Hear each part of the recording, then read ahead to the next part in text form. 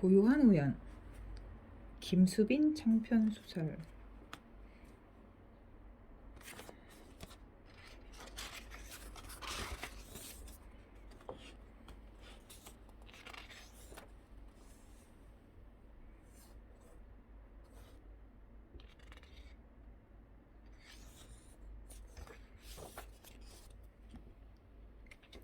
사건 발생 나흘 후. 이쪽으로 와서 앉을래? 학생부장 선생님이 옅은 미소를 지으며 말했다. 옆에 앉은 담임 선생님도 나를 향해 고개를 가볍게 끄덕였다. 괜찮아.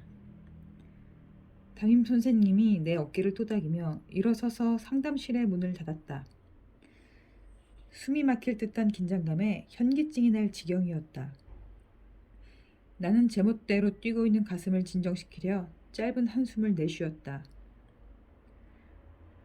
담임 선생님이 사과 주스의 뚜껑을 따서 내 앞에 놓아주었다. 긴장할 것 하나도 없어. 학생부장 선생님이 설문지를 내려놓으며 말했다. 평소와는 다른 부드러운 목소리에 아주 약간 마음이 차분해졌다. 네가 설문지에 적은 내용에 대해서 몇 가지 궁금한 점이 있는데 대답해 줄 수 있니? 나는 가만히 고개를 끄덕였다.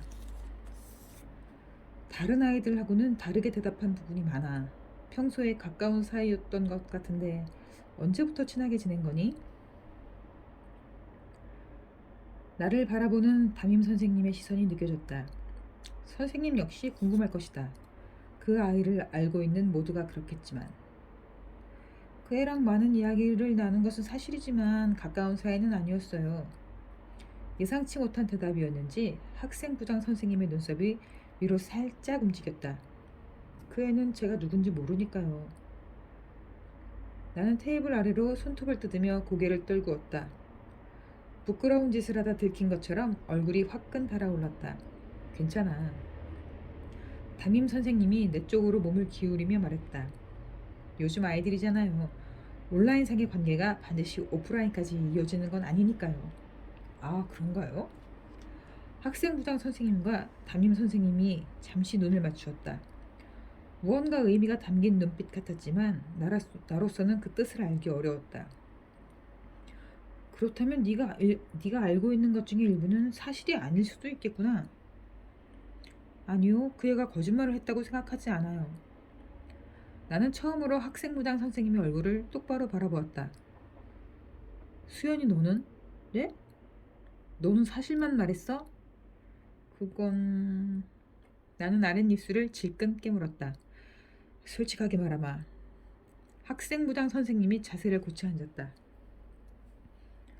조금 전에 연락이 왔는데 상황이 좋지 않은 모양이야. 지난주 목요일 저녁 그 애는 평소처럼 학원으로 향했다. 2시간 내내 교실을 벗어나지 않았고 다음 주 수업 프린트물도 빼놓지 않고 챙겨갔다. 밤 10시경에 학원을 나온 그 애는 버스 정류장 방향으로 걸어왔다.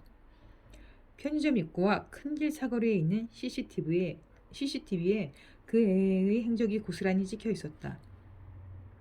그러나 건물 사이로 난 지름길에 들어서는 뒷모습을 마지막으로 그 애는 흔적도 없이 사라졌다.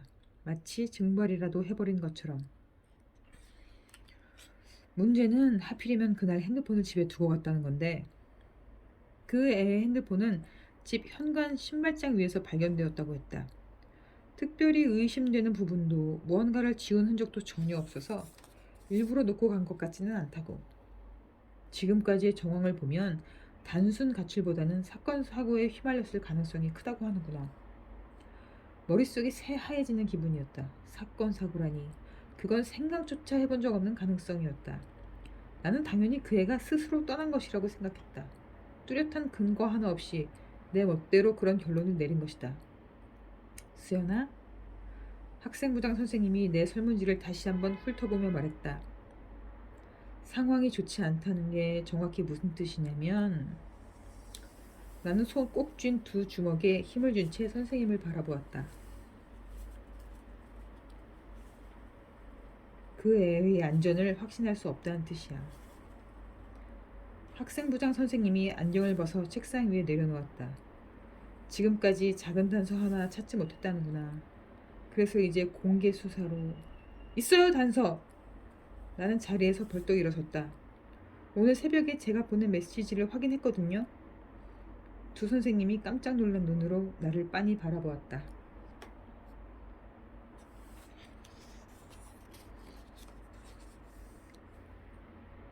모든 것이 시작된 밤. 수평선 너머로 노을이 지고 있었다. 끝없이 펼쳐진 바다는 황금빛으로 반짝였고 나는 한 발짝 뒤에서 그 애의 등을 보며 걷고 있었다. 하얗게 밀려든 파도가 내 발등 위로 부서졌다. 꾹 참고 있던 눈물이 쏟아졌다. 걸음을 멈춘 그 애가 뒤를 돌아보았다. 요란한 알람 소리에 미간이 절로 찌푸려졌다. 나는 머리맡을 더듬으며 핸드폰을 찾았다.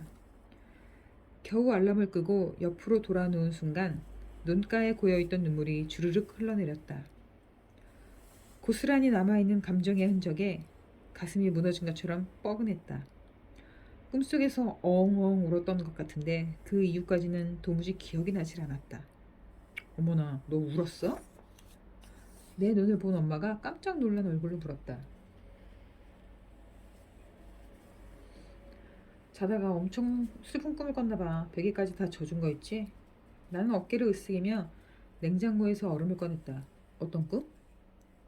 엄마가 비닐팩에 얼음을 담아주었다. 그게 기억이 안 나. 얼음 주머니를 양쪽 눈두덩이에 대고 꾹꾹 눌렀다. 대체 뭐가 그렇게 슬펐을까? 아니, 슬펐던 건 맞나? 가슴이 막 터질 것 같았는데 감정의 근원조차 생각이 나질 않았다. 완전 망했어! 거울을 본 순간 소리쳤다. 빨갛게 부어오른 눈두덩이가 마치 잘 익은 자두 두 알 같았다.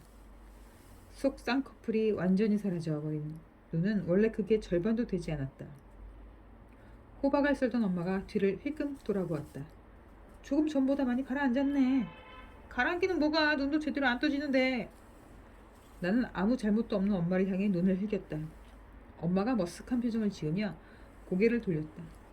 엄마처럼 눈이 큰 사람들은 절대로 모를 거다. 머리카락보다 얇은 속 쌍꺼풀 한 줄이 눈 크기에 얼마나 지대한 영향을 미치는지. 망했어. 진짜 망했어.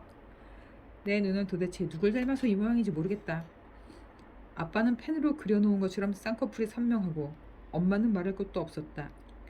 또렷하고 시원한 눈매에 속눈썹은 인형처럼 길고 새카맣다. 그런데 내 눈은 아빠처럼 쌍꺼풀이 짙지도 않고 엄마처럼 크지도 않다. 그래서 친척 어른들이 나를 보면 항상 하시는 말씀이 있다. 수연이가 엄마 눈을 닮았으면 좋았을 텐데. 말 그때는 지금도 충분히 예쁘지만 이 덧붙긴 하지만 그건 그냥 하는 말이라는 것을 잘 알고 있다. 나는 전혀 예쁘지 않으니까. 조금 더 정확하게 말하자면 특징이 없는 얼굴이다. 눈도 그냥 코도 그냥 입도 그냥 처음 만나는 사람마다 어디서 본 것 같다고 말하는, 뒤돌아서면 잊어버리는 색이 바랜 사진처럼 희미한 얼굴. 등교 준비를 하며 나는 한참을 거울 앞에 서 있었다. 오늘은 정말 못난이처럼 보였기 때문이다. 뷰러로 속눈썹을 바짝 올려보았지만 큰 효과는 없었다. 머리를 묶었다가 풀기를 반복하다가 결국 반만 묶은 다음 파란색 리본을 꽂았다. 내가 가진 머리핀 중에서 가장 화려하고 눈에 띄는 핀이다. 왜 이렇게 늦었어? 아파트 정문에서 기다리고 있던 지아가 장난스럽게 눈을 흘겼다. 우리 집에서 두 블럭 떨어진 아파트에 사는 지아와는 중학교 때부터 매일 아침 학교 등교를 하고 있다. 그때는 내가 지아네 아파트 앞으로 갔는데 고등학교에 들어가서는 반대로 바뀌었다. 이것 때문에. 나는 손가락으로 눈을 가리켰다. 가만히 내 눈을 들여다보던 지아가 천천히 고개를 끄덕였다. 조금 부었네? 조금? 지금은 많이 가라앉은 거야. 아침에 막 일어났을 때는 오늘 결석해야 하나 진심으로 고민했다니까. 어젯밤에 감자칩 먹고 잤어? 나는 고개를 가로저었다. 이상하게도 라면은 2봉지를 먹고 자도 아무렇지 않은데 야식으로 감자칩을 먹으면 얼굴이 정말 터질 것처럼 붓는다. 꿈에서 울었던 것 같은데 깨보니까 진짜로 울고 있었던 거 있지? 눈물이 줄줄 흘러내려서 베개까지 흠뻑 젖었다니까. 왜 울었는데? 그게 기억이 날 듯 안 나. 나는 발을 동동 굴며 대답했다. 우리 할머니가 우는 꿈은 길몽이라고 하시던데 무슨 좋은 일이 있으려나? 진짜 그랬으면 좋겠다. 우리 학교 이름이 새겨진 스쿨버스가 정류장에 멈춰섰다. 기다리고 있던 남자아이 둘이 차례로 버스에 올랐다. 나와 지아도 날씨가 좋지 않은 날에만 버스를 타지만 요즘같이 선선한 바람이 부는 계절에는 지금처럼 눈앞에 버스가 멈춰서도 타지 않는다. 학교까지 15분밖에 안 걸리기도 하고 우리 둘 다 걷는 걸 좋아하기 때문이다. 안녕! 교실로 들어서자 문 앞에 모여있던 아이들이 짧은 인사를 건넸다. 나는 핸드폰을 확인하는 척 고개를 살짝 숙이며 손짓으로 인사에 답했다. 그러고는 얼른 내 자리로 가서 가방을 내려놓았다. 나와 눈이 마주친 정우가 눈썹을 가볍게 으쓱였다. 나는 황급히 얼굴을 돌렸다. 다른 사람은 몰라도 정우에게만큼은 정말 보여주기 싫었는데 그거. 정우가 눈짓으로 내 리본을 가리켰다. 역시 너무 눈에 띄나 보다. 당장 빼버려야지. 잘 어울린다. 순간 일시정지 버튼을 누른 것처럼 숨이 턱 막혔다. 내가 바보처럼 눈만 깜빡이고 있는 사이 정우는 수하와 함께 복도로 나갔다. 나는 그제야 정신을 차리고 핸드폰을 꺼내 지아에게 메시지를 보냈다. 할머니 말씀이 맞았어. 교탁 바로 앞자리에 앉은 지아가 어리둥절한 표정으로 뒤를 돌아보았다. 방금 정우가 나한테 뭐라고 했는지 알아? 이렇게 기록으로 남겨두지 않으면 고작 5글자로 이루어진 그 한마디가 가을바람에 휙 날아가 버릴 것만 같았다. 리본 잘 어울린대. 대박. 유수연 오늘 생일이네. 기분이 한껏 좋아진 나는 콧노래를 흥얼거리며 답장을 보냈다.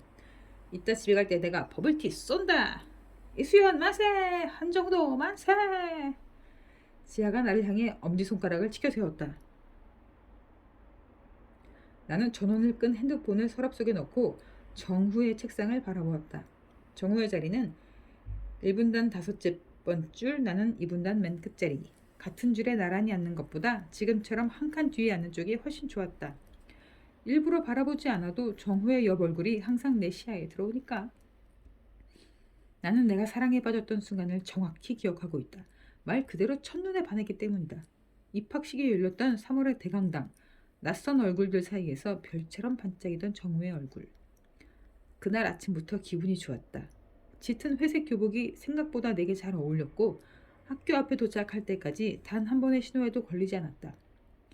게다가 지아와 같은 반이 되어서 얼마나 기뻤는지 모른다.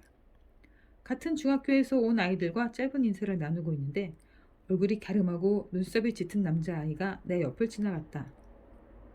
바로 그때 누군가 한정우! 라고 부르며 아른 체를 했고 이름이 불린 그 애는 콧잔등을 찡그리며 장난스러운 미소를 지었다.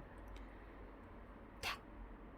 가슴 한가운데에 화살을 맞은 사람은 나였는데 정후의 왼쪽 뺨에 화살 자국 같은 보조개가 생겼다. 그때부터 강당 안의 모든 색깔이 사라지고 오직 정후만이 총 천연색으로 빛났다.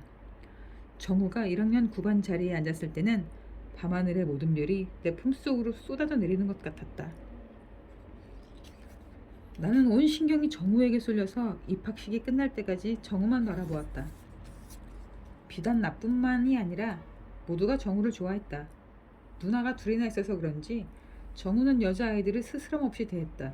이따금 가벼운 농담이나 장난을 걸 때도 있었지만 결코 선을 넘는 법이 없었다. 또래 남자애들보다 훨씬 어른스러웠고 무엇보다 다정했다. 눈에 띄지 않게 챙겨주거나 미처 말하지 못한 부분을 먼저 배려해 줄 때가 많았다.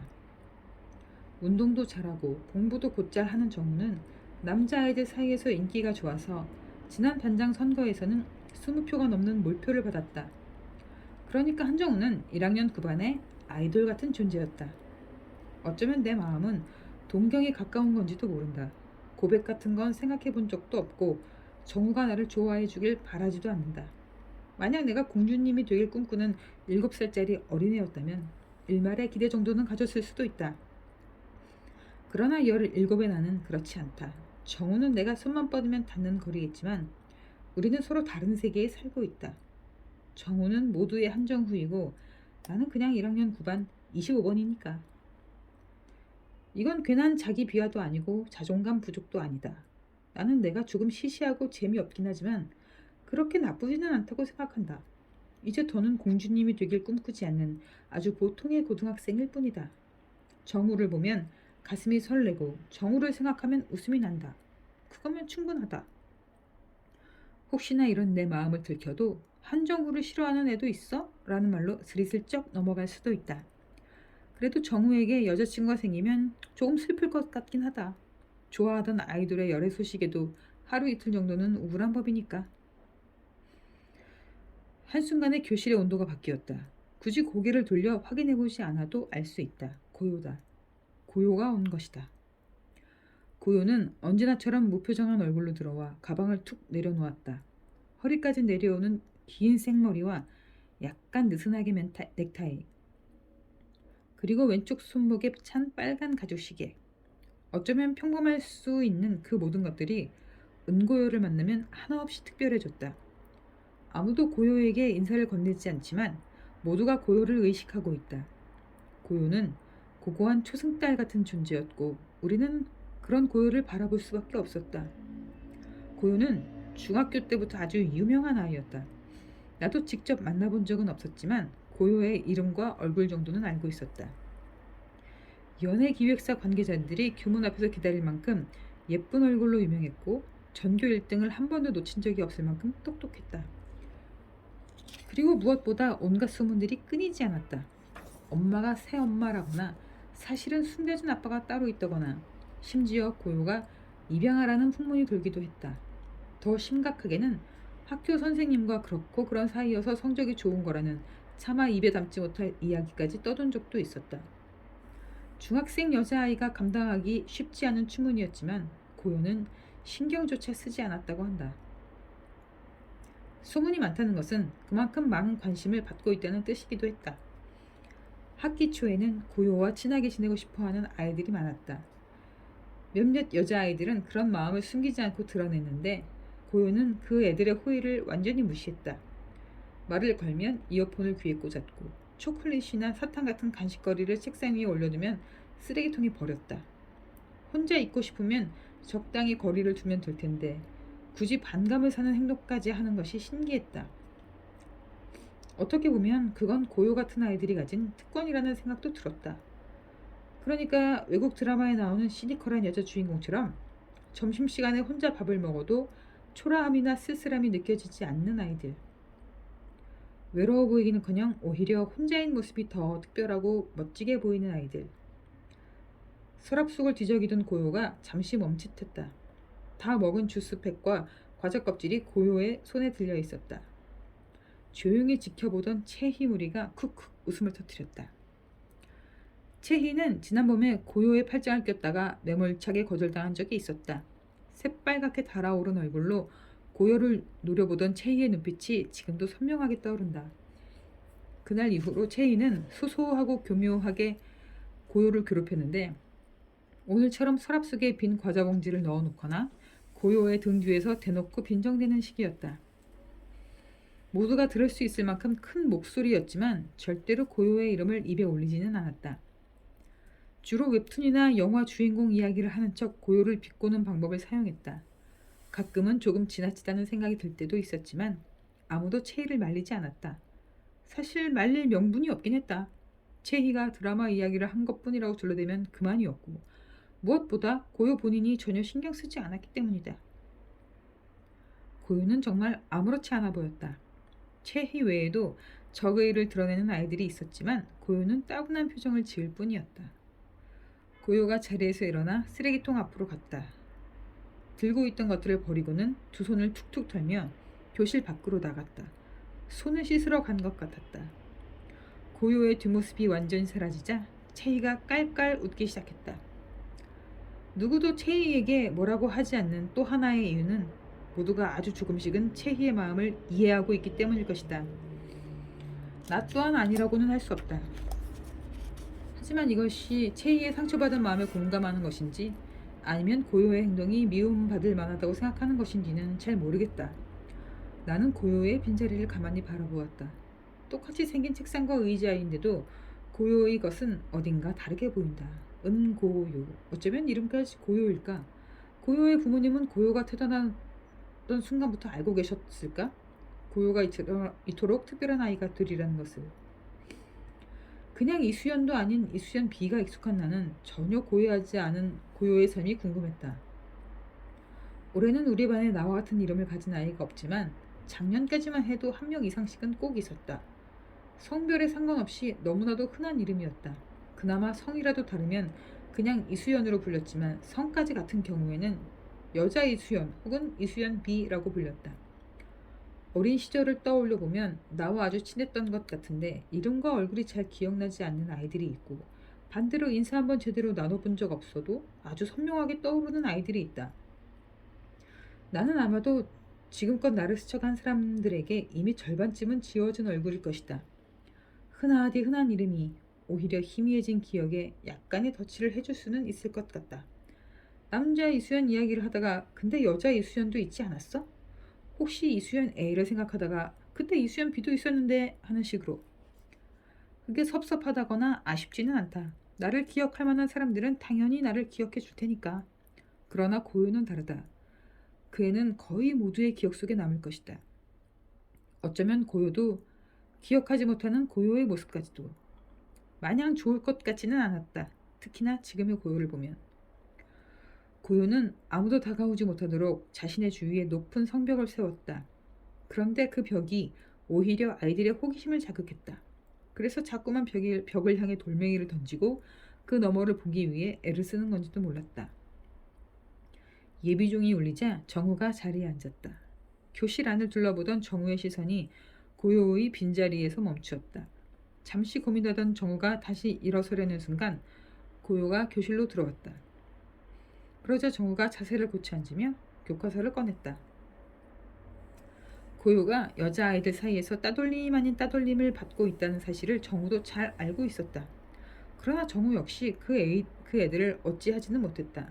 다만 고요를 향한 수근거림이 심해지면 가벼운 장난을 걸어 그 애들의 관심을 자신에게로 돌렸고, 체육 시간이나 주별 활동이 있을 때면 고요가 혼자 남지 않도록 최대한 배려했다. 처음에는 반장으로서의 책임감 때문이라고 생각했지만 지금은 그게 다가 아닌 것 같기도 하다. 별다른 일이 없어도 정우는 순간순간 고요를 바라보니까. 솔직히 말해서 두 사람은 아주 잘 어울린다. 더 솔직히 말하면 차라리 고요였으면 좋겠다.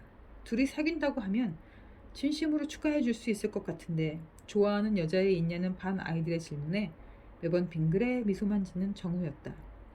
나는 손거울을 꺼내 머리 위에 리본을 확인했다. 가격이 조금 비싸서 한참을 망설이다가 산 리본이었다. 그동안 왜 서랍 속에 넣어두기만 했을까? 앞으로는 매일 꽂고 다녀야지. 담임 선생님의 인사와 함께 조례가 시작되었다. 나는 거울을 넣고 정우의 여보 얼굴을 바라보았다. 나뭇잎 사이로 비치는 햇살처럼 그저 바라만 보아도 기분이 좋아진다. 바람에 실려온 꽃향기를 맡거나 보랏빛으로 물든 하늘을 보면 정우가 보고 싶어졌다. 아름다운 것을 보면 정우가 생각나고 정우를 보면 아름다운 것들이 떠올랐다. 너무 정우만 본 것 같아서 나는 창밖을 보는 척 자연스럽게 시선을 옮겼다. 그러다 정우의 뒷자리에 앉은 이우연과 눈이 마주쳤다. 조금 전에 내 표정을 이우연에게 들킨 것만 같아서 가슴이 두근거렸다. 나는 서둘러 노트를 펴고 메모를 하는 척 아무 의미 없는 글자들을 끄적였다. 잠깐만. 나는 다시 고개를 돌려 이우연의 얼굴을 빤히 바라보았다. 내 시선을 느낀 이우연이 나를 힐끗 보고는 눈을 피했지만 나는 한참이나 그 얼굴에서 눈을 뗄 수가 없었다. 그 애였다. 어젯밤 꿈속에서 나를 돌아보던 얼굴.